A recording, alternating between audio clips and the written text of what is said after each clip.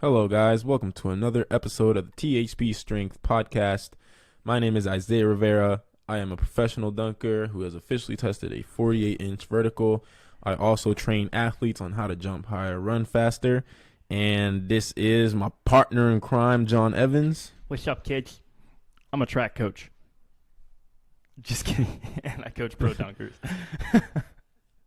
And other kids who want to jump high. I know shit. That's my intro today. This week's podcast is brought to you by Legion Supplements. One of the biggest questions we get asked is, how can I improve recovery? One of the only ways to do this is to give your body more of what it already needs.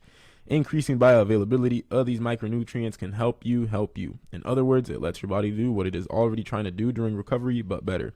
Use the code THP at checkout if you decide to purchase some supplements. Secondly, we want to shout out Hawkins Dynamics. If you're looking for force plates to fact check us, go check them out. Lastly, if you are looking to get online coaching on how to jump higher, go to THPStrength.com. You can either choose from full service coaching or training only. And on there, you will have access to both me and John Evans, who will personally coach you to achieve any training related goal that you have. Should we share a brief anecdote from the training each day? Maybe just like a training win. A training win? Yeah, like what kind of training win? Just like, let's think of an athlete recently that had a big win, and we'll highlight them on the podcast. Today, I want to highlight Derek Smith. Derek Smith, a year ago-ish, I actually don't know exactly how long ago, DM me. He told me this in the Facebook chat, and he said, hey, what should I do about my knee? I want to get surgery. Nothing's working. And it was this really like depressing sob story, and I was kind of like, the last thing you want to do is get surgery. Do not do that. And then, fast forward 2 years, he sends us a message in the Facebook group, and he's like, today was the first day in 2 years that I jumped without knee pain, and it was him dunking on 9/11 and a half. 9/11 and like 3/4 or something like that. And he's like, I'm super grateful for this. Appreciate John telling me what to do in the DMs a year ago. And I was like, oh, my heart. Warmed my heart. Awesome. Anyways, shout out Derek. Shout out Derek Smith. So today's podcast, we are going to be talking about what's the question here? What's the question here? Go ahead. You want me to say it?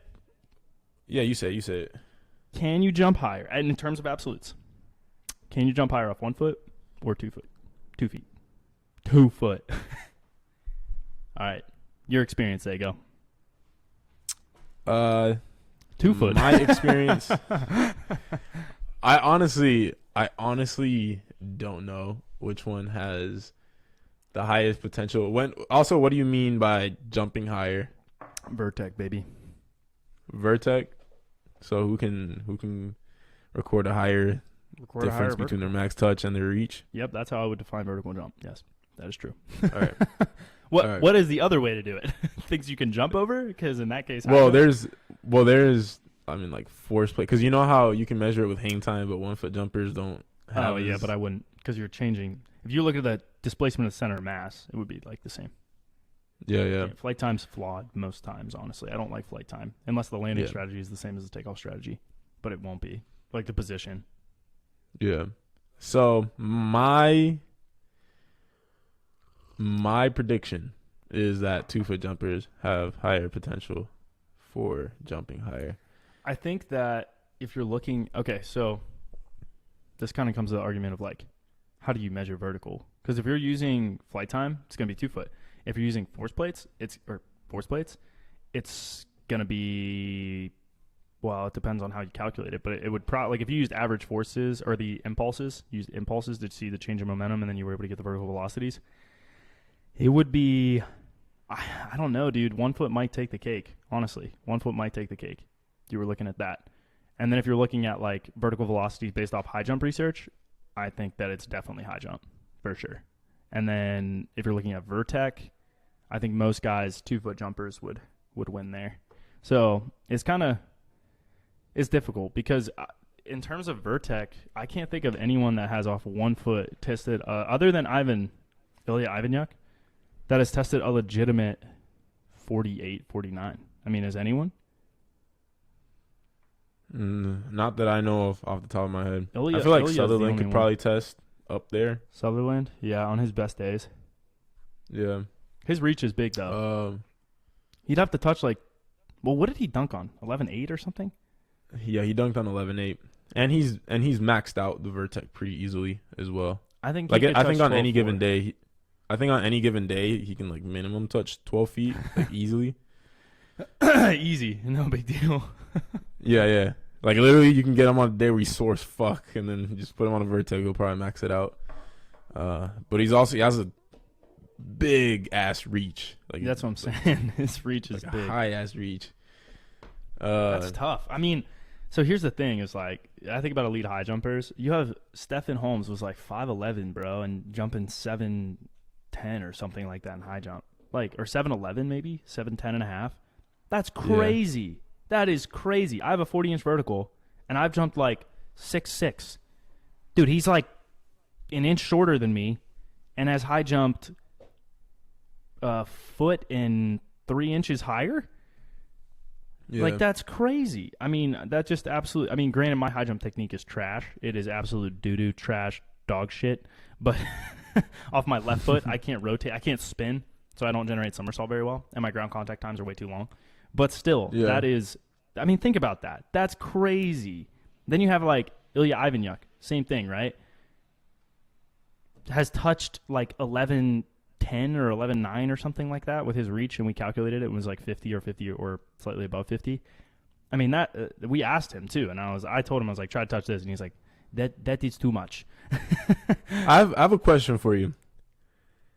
Could you give a list of your top 10 highest jumpers of all time? For me, 2 foot? 1 or 2 foot? My highest jumpers of all time. Yeah. Again, it comes back to like how you're measuring it. Like, if I go, like, standing vertical, it's like Josh Mbiduye or whatever, the kid from USC. Not running, literally just max touch minus like, on the Vertec. You went on the Vertec. Yeah, on a Vertec. 10 They're all going to be 2 foot on a Vertec. I mean, maybe no. Ilya on a Vertec that I've seen, that we've seen manifested. Wait, you cut off a little bit. Sorry, that we've seen manifested, that we've seen actually exist and actually occur. I mean, they're all 2 foot jumpers outside of Ilya. Ilya's the only guy that actually does a Vertec. Like, no one else does a Vertec. Yeah. No one else will actually. Well, I don't mean that has actually like tested on a Vertec. I just mean, who do you think would test? So I think dude, here's the thing: high jumpers would rotate. They would start flipping if they were to hit their peak verticals. I think. Like, I don't know if they could lean backwards enough to stop them from rotating. Like, I think because they're running so fast and they're taking off in such short ground contact times, they have to flip. The only way for them to not flip is to lean back more or really lean backwards more is how they would stop the flipping momentum, right? And I just don't know if that would be possible. Like, they would be leaning back so far to stop that forward somersault. And I don't know if it would be possible for them to hit their peak verticals any other way. The other part of it too is that when they run a curve in high jump, they're leaning inwards. So that gives them an even lower, they can run faster and lean more. So they have to flip. Yeah. They basically, it's dangerous for them to hit their max verticals and not flip and have a mat. Like, that is very dangerous for them to do. So I think, like, I mean, you could look at like scissor kicks and stuff like that. You've seen guys that's not flipping or whatever. Like Mutaz Barshim is scissor kicked, I think 7'1" or 7'2". I mean, that's crazy. Your center of mass is pretty high above the bar. And these guys are scissor kicking it. Like, they're not flipping at all. They're basically upright, just whoop, whoop, right over the bar. Yeah. That's wild. So I think, like, without them flipping, with that as the requisite, I think they would, if they practiced it, I think you would see guys testing that 46 to 50 range pretty consistently. Like, I think Stephen Holmes could definitely have probably tested. I think he could have, I don't know. I mean, you saw him hurdle over his head. Like, several inches over his head easily. Just, like, over and over again. Boop, boop, boop, boop, boop, boop, boop, boop. You give him a full approach and let him jump over it, like, hurdle over things. I mean, what did Ilya Ivanchuk touch? I don't remember. I think I have a post on it. I think it was, like, 11:10 or something like that. And he was, like, got a tiny little reach. Short. Well, he's short and he has short arms. Have you seen his arms? His arms are, like, not long whatsoever. So that's why I was like, yeah, that makes sense. Like, I believe that. I think his reach was, like, 7'10". And he's got little arms, and I think he's like my height. So I think he has a shorter reach than 7'10". Yeah, I don't remember what it was, but it wasn't a lot. He just has really short arms. I gotta find the video of him testing because I think shortly after that we got him on the podcast, which is crazy that we got him on a podcast. It's pretty cool actually. I can't find the video to find out what his reach was. But if I had to, like, dude, when I saw Daryl Sullivan jump, like high jump, when I've seen guys high jump, like Daryl Sullivan, I saw jump 230 something. Daryl Sullivan also said that he officially has tested over 50. Like, and there's a video of it. There's no measurement, so we can't tell, you know, and it's like a crappy video. I don't know the frame rate. Like, I really looked at it. And plus, if you're going to use flight times for 1 foot jumpers, it's usually crap because they're going to manipulate. Bro, I would pay people to test. Like, if we were like, yo, I'll give you one rack. $500. We'll fly to you. Let us bring a Vertec. And can we just test on the Vertec? Can we just test you? Can we just test like, you on a running vertical? Like, hey, yeah, we want you to I would practice test so many guys. Well, yeah. So, like, at Duke, like, Bo Allen, this kid was like a 7 foot high jumper, and he's like 6'4", 6'5". I mean, 7'2", I think is his PR, 7'1". And he's, again, he's way taller than me. I think he's like 6'3", 6'4". He tested on the Vertec 41 or 42. Like, I mean, I did the math and everything, and I was like, yeah, that adds up, like, based on your high jump and everything. I mean, you're getting guys that are jumping almost a foot high, like a foot higher than that. Like, so you can do math to, like, figure out what their verticals are. I don't know. I've told you this before. You take their center of mass at takeoff, at toe off. So their foot is plantar flexed, right? It's not when it's not when they're standing straight up and down. It's when they're plantar flexed. There's a correction for it that'll tell you their vertical displacement from the top of their jump to when they're plantar flexed. So, like, when you test your standing reach on a Vertec, you're not plantar flexed, right? And so, like, you're not going to hit your vertical is going to be way lower. Oh yeah, that's the thing. When you test your vertical based on hang time, you're doing it based off. You should add like 3 inches to that number, right? Because your equation already does that. The one that you use, the equation you use already corrects for that. Like, there's a correction if you have true flight times like that, like toe down to toe down. Yeah. Like on my app, the My Jump 2 app, there's a correction. Remember your best jump. Well, that's what I'm saying is the My Jump 2 app. So the My Jump 2 app is different than the online thing that you use.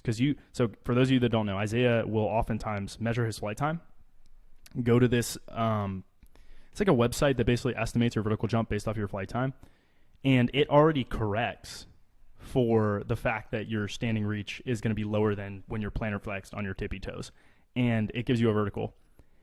If you use the My Jump 2 app, it uses touchdown to touchdown, and your vertical is way lower on it. Like, way lower. What's the highest you've hit on the My Jump 2 app? I think like 46 or something, right? 45? 45. Yeah, 45. Yeah. And on a Vertec. And that was when I tested 48. That's what I'm saying. So I thought that was my dog howling, but it was a siren. So that takes off 3-4 inches or whatever. Like, you know, if you're using the same calculations that, again, high jumpers are using something comparable. They're using like the toe to basically and then looking at the vertical. They're actually looking at vertical velocity. So it's actually more, I don't know if they're estimating the vertical velocities or if they're using 3D motion analysis to calculate where each of the limbs are in space at the top of the bar and then estimate where the center of mass is and then look at their center of mass at takeoff. Like, if you do it that way, these guys are still hitting like 4.75 in vertical velocity, which equates to, again, like 54, 55 inch verticals. So, I mean, it's like, just by that, I mean, they're better. But you could use gymnasts as an example too and say, well, gymnasts have way higher displacements than that. Gymnasts have verticals and they jump off 2 feet, right? So it's like, I don't know, it's a caveat. Like, you can't really say definitively which one's better because, like, you have to put certain parameters around the testing protocol. You can't just say, if you're just saying highest displacement, like, how high can you get your center of mass? Gymnasts, for sure. But guess what? Their strategy is useless for anything other than gymnastics, so who gives a shit? Like, if you're doing a Vertec, it matters because you can catch a ball at 12 feet, you can dunk at 12 feet, you can do a dunk and finish it at 12 feet. You get to do all the fun stuff, right? Versus just flipping. Flipping's entertaining, but, like, as far as other sports, it doesn't really matter. Like, you know what I think is probably the best for a dunker? Like, let's say, like, me and John, we were talking about, like, possibly creating some kind of dunk league or something like that. I honestly think that the best way to measure something like that would probably be a height check, and then have some kind of way of, like, because that nobody can cheat how tall they are, and then this would be purely the size of your arms matter, how long your arms matter, how long your feet are matters. Like, I don't like height check. And there's a strategy behind it, too. So, I mean, if you practice it, I guess it doesn't matter. But, like, I don't like height checks. I don't at all. Like, there's too many variables that can be manipulated with, like, a height check total, like where your head gets to. There's too many strategies and, like, anthropometric changes that kind of matter. Whereas when you do a Vertec, like, that is taken out of the equation, right? Like, best case scenario, if you really wanted the best way to do it, tippy toes. What's your reach? What can you touch? Yeah, and then but that's my qualm with it, is that the reach is way too difficult to, because you can stretch, like that'll affect how high your reach is. Like, there's the lean, like, yeah. But if I'm looking at it and you and I are looking at it and we have certain parameters we want people to hit, we can tell. Like, you know what I mean? If I measure someone's reach, I can tell if it's legit or not. I can tell very quickly. I mean, you've seen me do it before. Like, I can ink an inch or two out of guys that say their reach is one thing and then it's another. Like, you have to look for the rib cage. You have to look. It's like having a trained eye. You have to have a trained eye to measure someone's reach. You have to look at the rib cage. You have to look at the shoulder girdle. You have to look at the spine angle. You have to look at whether they're an anterior tilt or posterior tilt. You have to look at their knees and see if they're fully locked out. You have to look at the ankles and see, are they trying to bend the knees a little bit and move in the dorsiflexion? Like, I mean, there's tons of ways to, like, mitigate for that and kind of fudge it, but I think you'll know who those guys are. They're the ones that you're going to look at them and be like, you're not trying. Like, you're obviously the thing is, not it's trying. almost everybody. Like, for example, like the dunk camp measure, I feel like literally 70% of the dunk camp numbers were not fully stretched out reaches. I wish I would have been there to see. I know most of my guys, I feel like, did, because I would have harped on them super hard. But I mean, maybe not. I don't know. I know Josh Rinker fudged his reach the first year. And the second year, I was like, don't do that.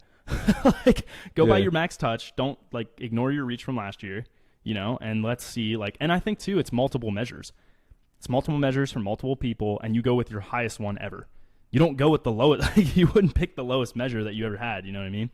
I think that's another big mistake. You have to really try to get consistent with it. But I think it's possible to get consistent reaches. You just have to have a trained eye. You got to know what to look for. Just most guys don't. Are they depressing the scapula? Are they side bending? Are they dropping one shoulder and raising the other one? You want to try to get them in the same exact position that they're going to be at the top of their jump. That's basically it, right?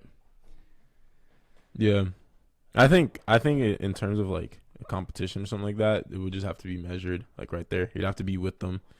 Because you can't ever trust someone standing reach if you haven't looked at it. Like, well, you or I, you mean? Yeah. If you or I haven't looked at it, and the thing is, like, coaches fudge this shit too.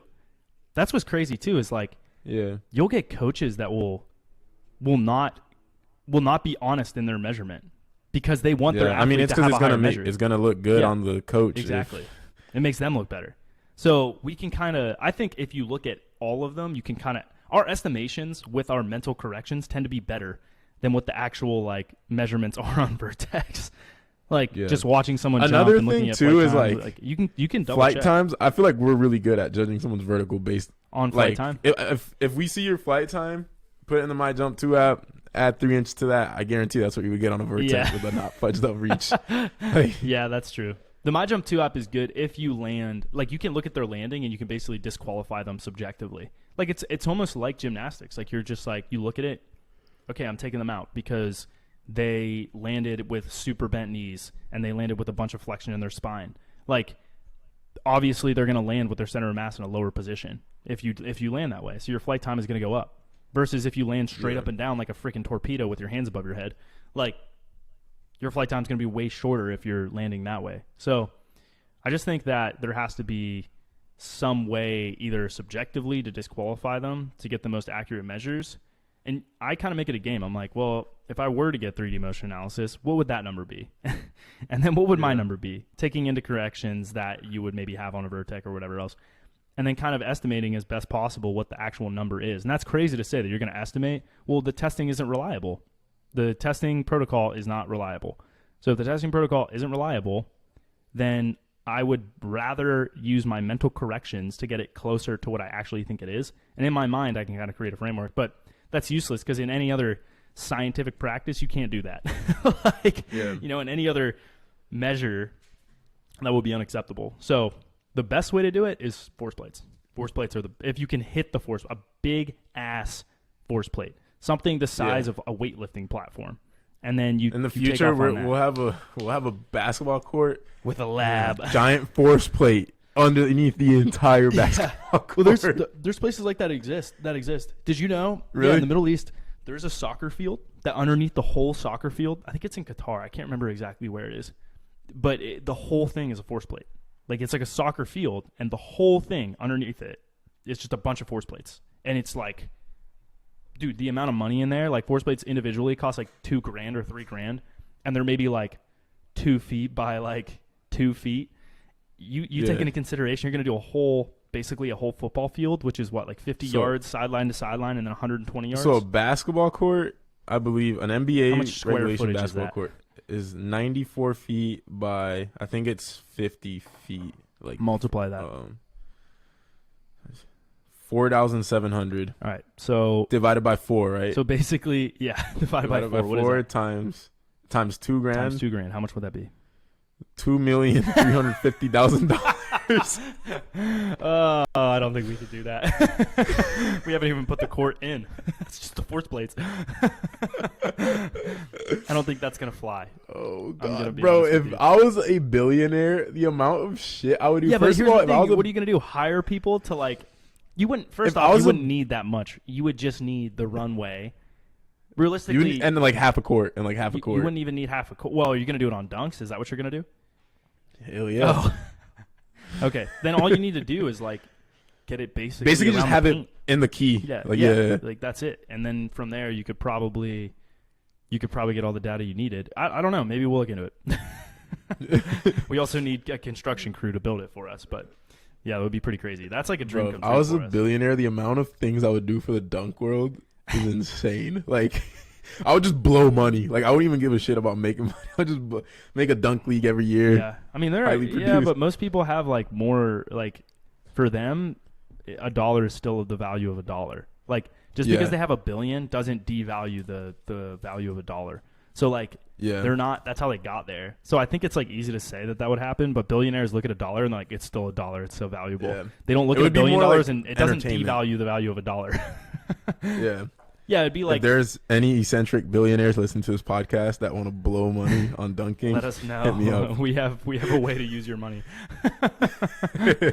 Yeah, and then you also, that would be sick, bro. A dunk league where there's force plates underneath also, so like every jump, like it'll calculate how high they jumped and it'll say it. Like, better yet, then we get cameras and we have a fully staffed biomechanics group that can integrate all the force plates together, maybe a software designer too. They can integrate all the data and easily collect it too, because that would be basically the biggest barriers. Like, you can have all the force plates, but do you realize how much data that is? Because every step on the force plate is calculated. So you would need to clap synchronize. Boom, that's the force plate starting to collect data. That's you starting to collect data. And then you got to go through the video, scrub to see at what timestamp certain jumps were. And then your force plates have to be at the exact same timestamp for the data collection. And dude, do you know how much data that is? Force plates can collect 1,000 data points a second. Okay, so you're going to look at 30 minutes of jumping. What? 30 minutes of jumping, that's like 60 seconds per minute. So you're going to do 30 times 60 times 1,000. You would have 1 million, almost 2 million data points, okay? I don't know if you know this, but that's a lot of data that basically a computer couldn't even process. Like, you'd have to have a crazy computer to even process that data, which, by the way, that's for one axis. You would need multiple axes. You'd have the z-axis, the y-axis, the x-axis. Now you have 6 million data points just for 30 minutes of jumping. I don't think it's going to happen, man. Oh, wait, by the way, that's one force plate. You'd have 6. Yeah. So if you had, how many force plates did you have? For the NBA, like basketball court, like 1,700. How many was it? What I said. 1,700 of them. So this would be the issue. So it's 6 million data points. No, 1,100. 1,100 times 1,100. This is ridiculous. You would have 6.6 times 10 to the 9th. I don't even know what that number is, but it sounds like it's in the billions of data points for 30 minutes of play. Why do you think we're not using that, right? Like, it's just not usable. The data, there's too much data. You'd have to have a software that could and a supercomputer that would be able to use it. The point of what we're saying here is if someone can figure this out for us. It comes back to the question of is it better to jump off 1 foot or 2? Because we really haven't even answered that question yet because we got into the nitty gritty. It's a hard question. So let's just use let's just use the subjective corrections in our head and try to take the bias out of the situation. On a Vertec, I think 2 foot jumpers would consistently jump higher, but the best 2 foot jumpers and the best 1 foot jumpers, if they learned how to test on it, would be the same, very similar. I don't even know if there would be a difference. Yeah, that's my thought. Yeah, think about Ilya. Ilya actually does use the Vertec regularly, and he's had a 50-inch vertical on it. Because it comes down to your genetics too, how stiff are your tendons, your limb lengths. I think people are naturally inclined to one jump style or the other. Yeah, that's the other thing too. Is this doesn't mean that's the one you're supposed to pick. Yeah, I think people are gonna hear that and be like, well, first off, I said they'd be roughly the same. I would say this: it's easier for 2 foot jumpers it is easier to find a jump strategy off 2 feet that will work for you, that will let you have your highest vertical probably. Whereas 1 foot you're kind of fighting a losing battle a little bit because to be elite off 1, you probably need to be very light. So that's hard. Most people aren't like that. 2, you would need to have very stiff tendons. 3, you need to have a nervous system that's wired enough to generate force fast enough to jump off 1 foot. So I would say 1 foot is more, there are fewer athletes on the planet that could have elite verticals off 1 foot versus 2 feet. I think there's more athletes on the planet that could find a jump strategy to work for them, right? You could have a short ground contact time. You could have a long ground contact time. You could have a short penultimate step, a long penultimate step. Whereas jumping off 1 is 2 ways: speed jumping and power jumping. And within that, there's not a lot of discrepancies. And it's easier to train 2 foot. Yeah, I think so too. I think 1 foot's way harder to get better at. Way harder to get better at. What do you think? Yeah, because generally 2 foot, especially with strength work, it's a lot. It's more. 1-to-1 at first. It's you get stronger, you jump higher. Yeah. And most people don't reach the point of it becoming super complex. They don't reach the point of diminishing returns with the strength work. It just keeps going. Yeah. It's yeah. You can just keep getting stronger and you'll just keep jumping higher. At what point do you think does your strength work kind of get minimized in terms of its payoff in your jumping? Do you think you're at that point of diminishing returns for strength work? I don't even think so, honestly. Do you think I am for 1 foot? For 1 foot, if my squat was 400 pounds, I don't think my 1 foot would go. Yeah. Yeah. I don't know if it would. I don't think it would. First off, I think I don't know if I can get stronger. Maybe if I did steroids, I could. I don't know. But when I was squatting a lot, I couldn't. Let's put it this way: I couldn't get stronger without getting hurt, without hurting my hips or something like that. That's the other thing is injuries, what you actually can or can't do as well plays a big role in that because there could be a way for you to get stronger in some range of motion you haven't used, but you might get hurt. That's what I'm saying. When I did the eighth squats or the quarter squats, the single leg quarter squats, single leg eighth squats, I was doing 600 pounds or 500 pounds or whatever, and most people can't do that. But guess what? My chondromalacia got so flared up from that. Now 3 weeks later, it's still flared up. Not worth it. And could I get better at it? Yeah, I think I could probably. Dude, honestly, in an eighth squat, I think I could push close to 750 in a single leg, I think, for sure. So, but at what cost, right? It just doesn't make sense for me to do that because I'm probably going to, especially if I were to do a reactive start where I drove into the bar, I stood off of it and I stomped and pushed up into the bar off of the ground. I think I could... I think I could probably push over 700 pounds off with a safety bar or something like that. I think I could. From a force plate, I think I've lifted 600 and something off the rack. So I think I could, yeah. But again, at what cost? At my hyaline cartilage just getting ripped apart, it just wouldn't make sense. So, and even then, I don't think it would help my vertical. I actually don't even think it would help my vertical. So again, I just don't think that strength work for 1 foot jumpers is going to do quite as much as it is for a 2 foot jumper. That said, early on, whenever I was like at a plateau and I was stuck at, I think 30, I want to say I was stuck at like 30, probably like 36.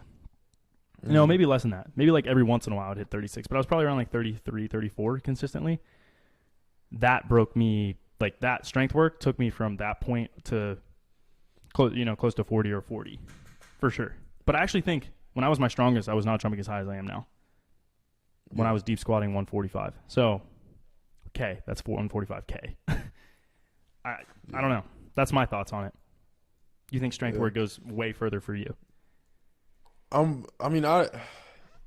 It's tough to say because I think it's also that like the injury risk as well like plays a big role into like it. If you got your deep squat to what point do you think it would still help your vertical? Hypothetically, I think like 450 in a front squat.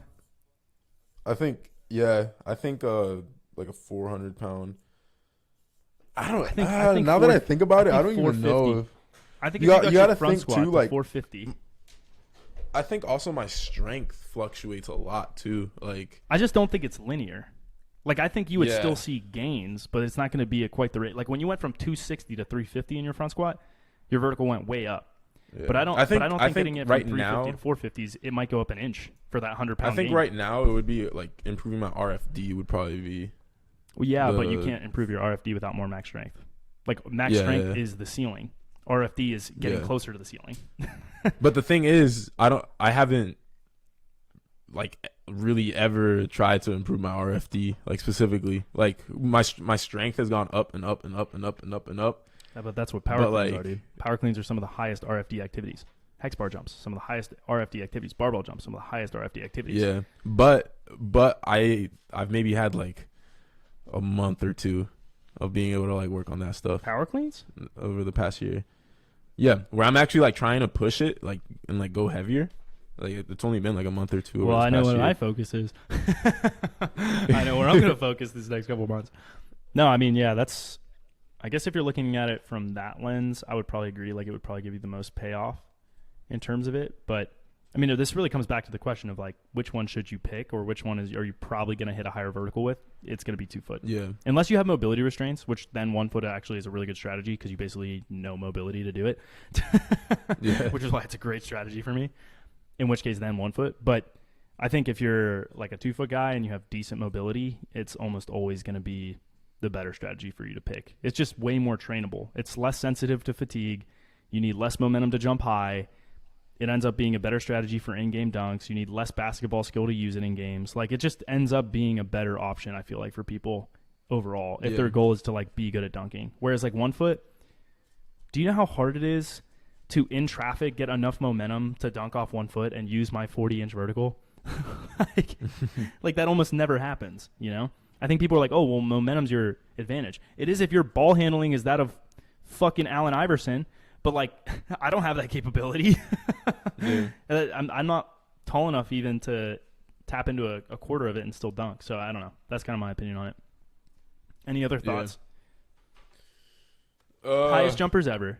Javier Sotomayor. Off one. Javier Sotomayor. Stephen Holmes. Hollis Conway.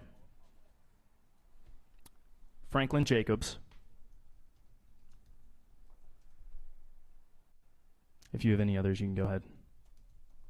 I'm literally just typing these people in so I can just watch. You can watch them jump. Watch their shit. Yeah. Oh, man. That's tough. Those are the ones off the top of my head. Off the top of my head, they have the highest vertical velocities. Mutaz Barsham. Sorry, should throw him into the mix. Yeah. There's other guys. Those are just the ones of the like Lysenko, I think is how you say his last name. He's a freak. I'm sure there's some Russian guys.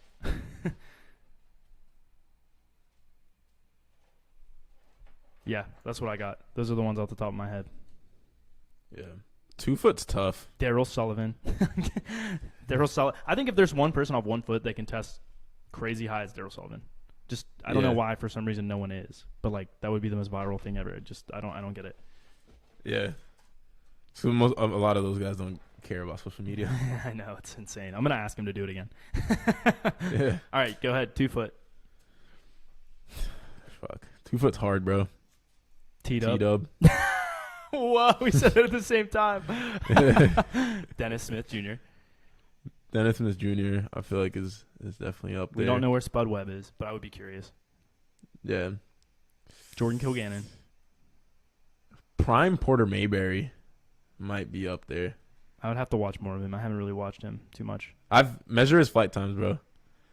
There's every I measured Oliver? his flight times. Guy Oliver? Guy Oliver could also be up there, Yeah. bro. Porter Mayberry, I'm at almost all his when he was in his prime. Almost all his dunks were like 1 second. Like when I was measuring him. How about Hamilton? Where do you think Hamilton is? Hamilton, I don't know. He's up there, bro. Have you ever measured his flight times on like his good? No, his but good I've jumps? dunked with him, and he touched 11-11 on that day. But it wasn't a good day, and the court was crap. I mean, he touched Yeah. 12-1 or 12 foot off a Vertec with potentiation or something. And his reach, I think, is maybe the same as yours, a little higher. Yeah. He's like the same as you. He's like the same person as you. It's weird. yeah. But it's tough. It's tough. He touched 12 foot on that one jump he posted. Yeah, he said 12 foot. It was a 12-foot touch. It was easy too. It's Jesus pretty crazy. Christ. It was crazy. Yeah, I know. It was crazy. He didn't even have a full push in. He just was Yeah. max powered it. Oh, you know who else? Dak on track, dude. He's disgusting too. He might have some of the highest flight times I've ever seen. Yeah. Riley. Dude, the thing is, with tall guys, it's tougher because it's a lower percentage of their height, so they don't look like they jump as high. Yeah. I feel like the highest of all times are the short guys. It's like the 5'6" to 5'9" guys that like. Yeah. So you would say T-Dub, Dennis. Who else? I wonder what Gerald Green's Oh, dude, he was gross. vertical was. Because His were gross. Yeah, that's true. but he's tall as fuck. What do you think, Jake? Do you think Jay Clark's beating T-Dub? Jay Clark, I think on his highest jumps ever is probably insanity. Same with Jordan. I think Jordan Jordan was the highest jumping athlete I'd ever seen in my entire life. yeah. The only time I've seen you touch him was the day you tested your best vertical ever. Like the day, like when I saw him at his best, when I saw you touch that or you at that level was on the day that you touched 12-1, Yeah. 12-2, whatever it was. That's my opinion.